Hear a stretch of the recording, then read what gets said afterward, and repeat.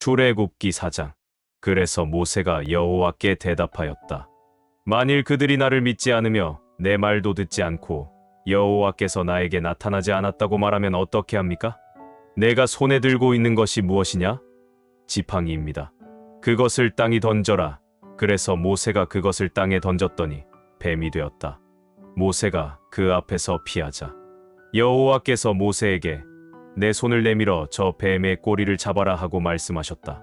그래서 모세가 손을 내밀어 그 뱀을 잡으니 다시 그것이 지팡이가 되었다. 그러자 여호와께서 말씀하셨다. 이것은 그들 조상의 하나님, 곧 아브라함의 하나님, 이삭의 하나님, 야곱의 하나님, 나 여호와가 너에게 나타난 사실을 믿도록 하기 위해서이다. 그리고서 여호와께서 다시 모세에게 내 손을 품에 넣어라 하고 말씀하셨다. 그래서 모세가 손을 품에 넣었다가 꺼내보니 그 손이 문둥병에 걸려 눈처럼 희어졌다. 그때 여호와께서 내 손을 다시 품에 넣어라 하고 말씀하셨다. 그래서 그가 다시 손을 품에 넣었다가 꺼내보니 손이 전과 같이 정상대로 되었다. 그러자 여호와께서 이렇게 말씀하셨다. 그들이 너를 믿지 않고 처음 기적에 관심을 갖지 않을지라도 두 번째 기적은 믿을 것이다. 그러나 만일 그들이 이 두 번째 기적에도 너를 믿지 않고 내 말을 듣지 않으면 나일강에서 물을 조금 떠서 땅에 부어라. 내가 강에서 퍼낸 그 물이 땅에서 피가 될 것이다. 그때 모세가 여호와께 주여, 나는 본래 말을 잘못합니다. 주께서 나에게 말씀하신 이후에도 내가 그러하니 나는 말이 느리고 혀가 둔한 자입니다. 하자 여호와께서 그에게 말씀하셨다. 사람의 입을 누가 만들었느냐? 누가 사람을 벙어리나 귀머거리가 되게 하며 사람에게 밝은 시력을 주고 맹인이 되게 하는 자가 누구냐? 바로 나 여호와가 아니냐? 자, 가거라. 내가 말할 때 내가 너를 도와 내가 할 말을 가르쳐 주겠다. 그러나 모세가 주여, 제발 다른 사람을 보내소서 하자 여호와께서 모세에게 노하시며 말씀하셨다. 레위 사람 내 형 아론은 어떠느냐? 그는 말을 잘한다. 그가 지금 너를 만나려고 오고 있으니 그가 너를 보면 기뻐할 것이다. 너는 그에게 할 말을 일러 주어라. 너희가 말할 때 내가 너희를 도와주고 너희 할 일을 가르쳐 주겠다. 그가 너를 대신해서 백성들에게 말할 것이며 그는 너의 대변자가 되고 너는 마치 그에게 하나님처럼 될 것이다. 너는 이 지팡이를 손에 잡아라. 이것으로 기적을 행할 수 있을 것이다. 모세가 장인 이드로에게 돌아가서 이집트에 있는 내 형제들이 아직 살아있는지 가서 보고 오겠습니다. 하자 이드로가 잘 다녀오게 하였다. 여호와께서는 미디안에서 모세에게 이집트로 돌아가거라. 너를 죽이려고 하는 자들이 다 죽었다. 하고 말씀하셨다. 그래서 모세는 아내와 아들들을 나귀에 태우고 하나님의 지팡이를 가지고 이집트를 향해 떠났다. 여호와께서 모세에게 다시 말씀하셨다. 내가 이집트에 돌아가면 내가 너에게 보여준 기적을 바로 앞에서 다 행하라. 그러나 내가 그의 마음을 완고하게 할 것이니 그가 백성을 놓아주지 않을 것이다. 그때 너는 바로에게 나 여호와가 이렇게 말한다고 일러 주어라. 이스라엘은 내 맏아들이다. 내가 너에게 내 아들을 놓아주어 그가 나를 섬길 수 있게 하라고 했는데도 너는 거절하였다. 그러므로 내가 내 맏아들을 죽이겠다. 이집트로 가는 도중 어느 숙소에서 여호와께서 모세를 만나 그를 죽이려고 하셨다. 그러자 그의 아내 십보라가 날카로운 돌을 주워가지고 자기 아들의 포피를 베어 모세의 발 앞에 던지며 참으로 당신은 나에게 피의 남편입니다. 하고 말하였다. 그래서 여호와께서는 그를 살려주셨는데 그때 십보라가 피의 남편이라고 말한 것은 바로 할례 때문이었다. 여호와께서 아론에게 너는 광야로 가서 모세를 맞이하라 하고 말씀하셨다.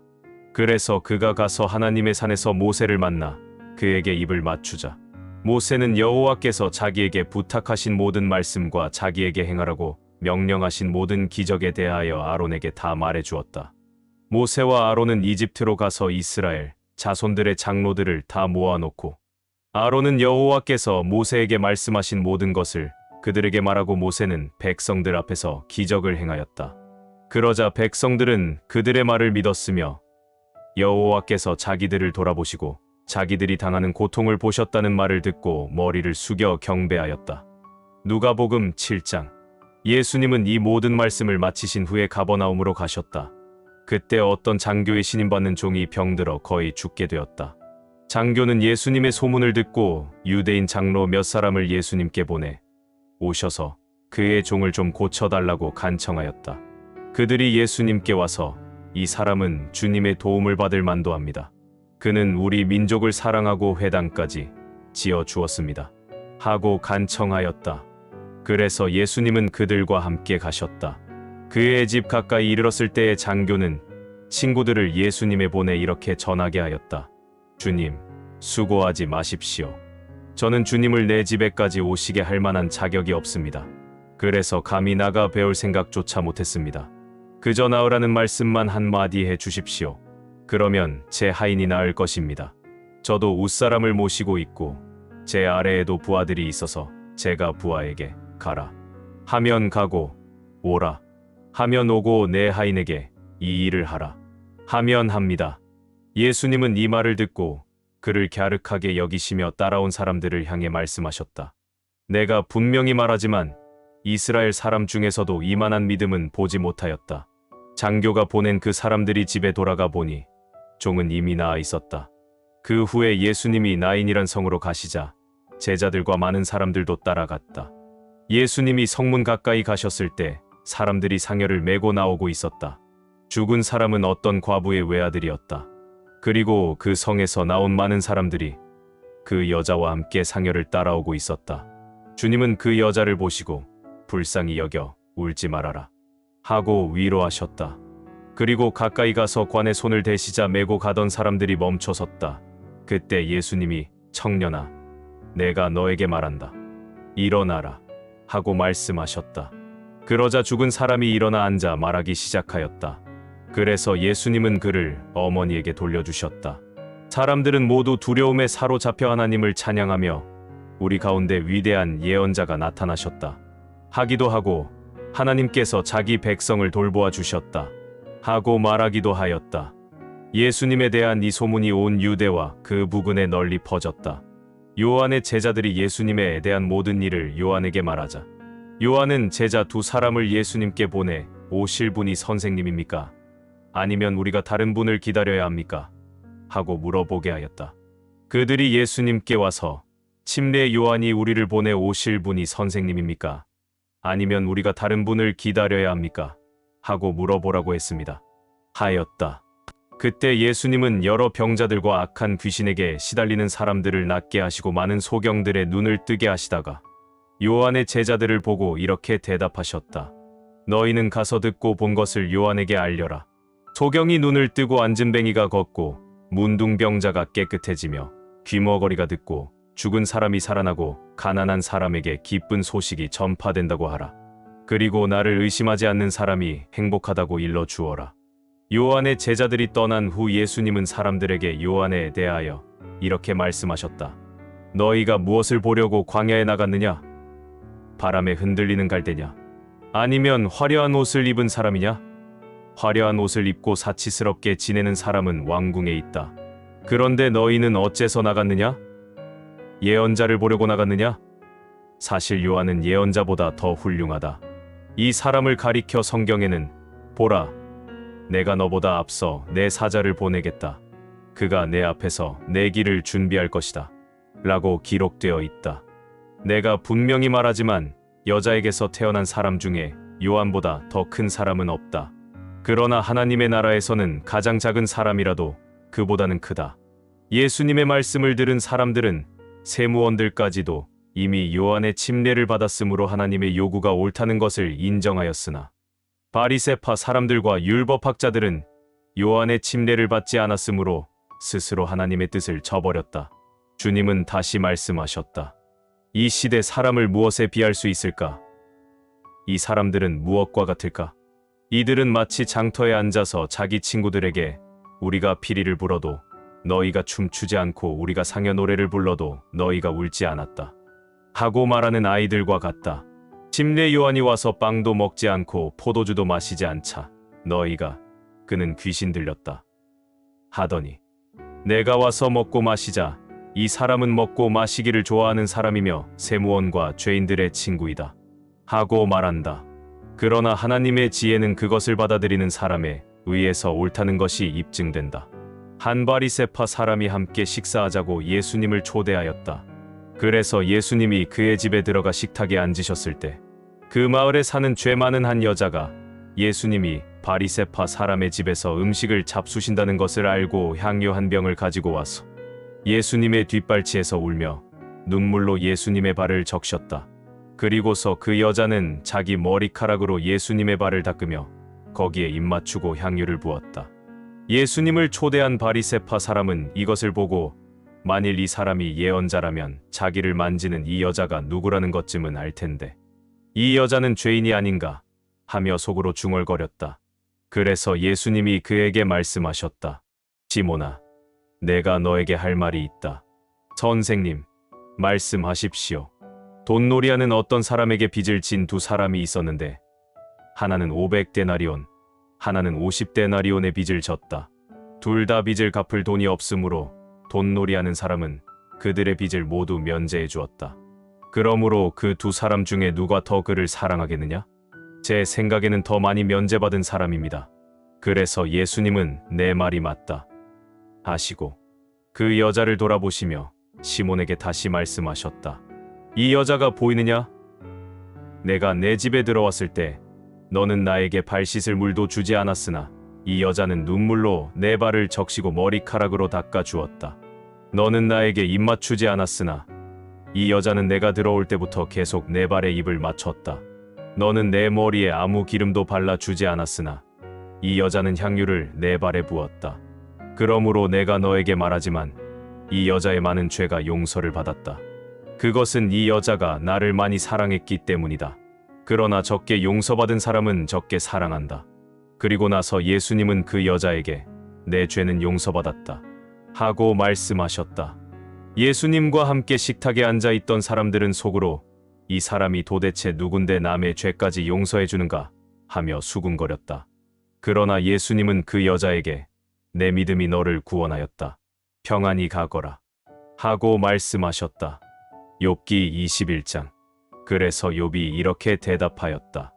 너희는 내 말을 잘 들어라. 이것이 너희가 나를 위로하는 길이다. 나에게 먼저 말할 기회를 달라. 너희가 조롱하더라도 내 말이 끝난 다음에 하라. 내가 사람에게 원망하는 것이 아니라 하나님께 원망하고 있으니 어찌 내 마음이 초조하지 않겠느냐? 너희는 나를 보면 놀라겠지만 말은 하지 말아라. 내가 당한 일을 생각만 해도 소름이 끼친다. 어째서 아기는 죽지도 않고 오래 살며 그 세력이 점점 강해지는가? 그들은 자녀들이 성숙하게 자라가는 것을 보고 그 손자들까지 무럭무럭 자라는 것을 보며 살고 있다. 그들의 집은 평안하며 두려워해야 할 일이 없다. 하나님도 그들을 벌하시지 않으며 그들의 소는 새끼도 잘 낳는다. 그들의 자녀들은 양떼처럼 뛰어놀고 마냥 즐거워 세월을 노래와 춤으로 보내며 아무것도 부족한 것 없이 편안하게 수명대로 살다가 죽을 때도 고통 없이 죽는다. 그런데도 그들은 하나님께 우리를 내버려 두시오. 우리는 당신의 도리를 알고 싶지 않습니다. 전능하신 자가 누군데 우리가 그를 섬기며 우리가 그에게 기도한들 무슨 유익이 있겠는가 하는구나. 그러나 그들의 번영이 그들의 손에 달려있는 것이 아니므로 악인의 계획은 나와 거리가 멀다. 악인의 등불이 꺼진 적이 몇 번이나 되며 그들 중에 재앙을 만난 사람이 몇이나 되는가? 하나님이 노하셔서 악인들을 벌하시며 그들을 바람 앞에 지푸라기나 태풍에 불려가는 겨처럼 되게 하신 적이 몇 번이나 있었는가?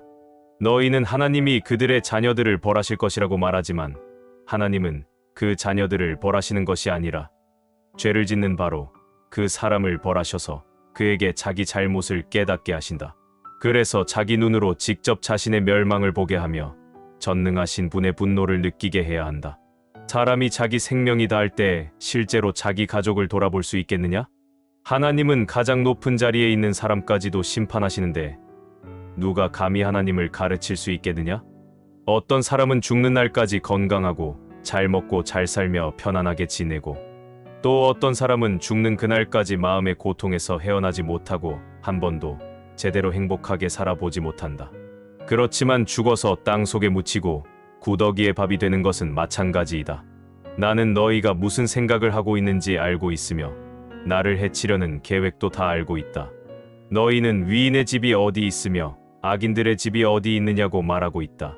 너희는 길 가는 사람들에게 물어보지도 않았느냐? 너희는 그들의 증언을 듣지도 못했느냐? 그들의 말에 의하면 하나님이 분노하셔서 재앙을 내리시는 날에 언제나 살아남는 것은 악인들이라고 한다. 악인을 면전에서 비난하거나 그가 행한 대로 갚아줄 자가 누구인가?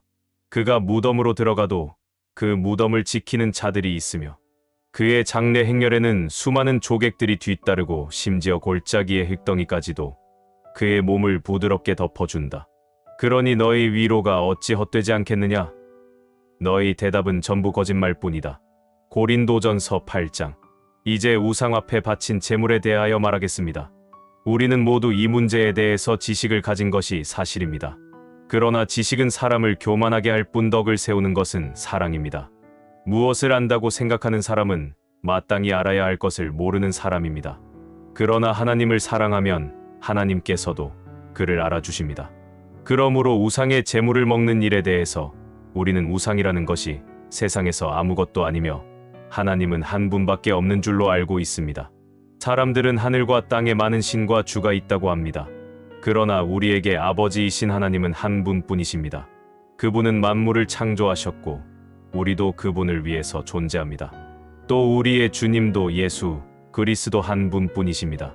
그분을 통해서 만물이 창조되었고 우리도 그분을 통해서 존재하고 있습니다. 그러나 이 진리를 모든 사람이 다 알고 있는 것은 아닙니다. 어떤 사람은 아직도 우상에 대한 습관이 남아 있어서 그런 음식을 우상에게 바친 제물로 알고 먹기 때문에 그들의 양심이 약해져서 더럽혀집니다.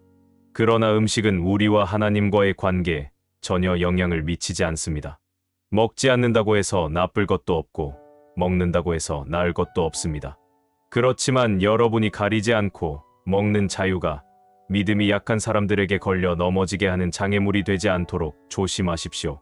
지식이 있다는 여러분이 우상의 신당에 앉아 먹는 것을 믿음이 약한 사람이 본다면 그의 양심이 담력을 얻어 그도 우상의 제물을 먹지 않겠습니까? 그렇게 되면 여러분의 지식 때문에 믿음이 약한 그 사람은 망하게 됩니다. 그리스도께서는 그 형제를 위해서도 죽으셨습니다. 이와 같이 여러분이 형제들에게 죄를 짓고 그들의 약한 양심을 상하게 하는 것은 그리스도에게 죄를 짓는 것입니다. 그러므로 음식이 내 형제를 죄 짓게 한다면 나는 내 형제를 죄에 빠뜨리지 않기 위해서도 다시는 제물을 먹지 않겠습니다.